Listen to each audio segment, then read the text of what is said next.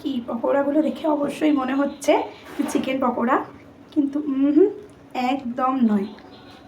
এটা হলো সয়াবিনের পকোড়া, সম্পূর্ণ নিরামিষ একটি রেসিপি। 10-12টা সোয়াবিন ভালো করে সেদ্ধ করে জলটা চিপে তুলে রেখেছি।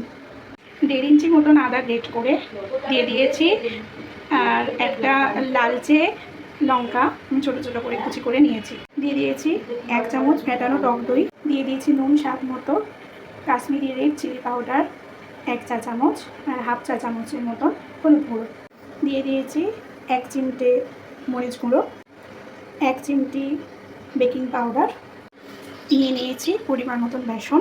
সব কিছুকে খুব ভালো করে মিক্স করে নেবো। আমি যেহেতু এটা নিরামিষভাবে করব, তাই আমি এখানে পেঁয়াজ বাটা বা রসুন বাটা ইউজ করব না, আপনারা চাইলে দিতে পারেন।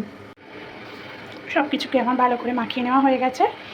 কড়াইতে তেল গরম করতে দিয়েছি, এবার ভেজে নেব। একটা একটা করে আমি তেলেতে ছেড়ে দিয়েছি, এবার একটু ডিপ ফ্রাই করে নেব।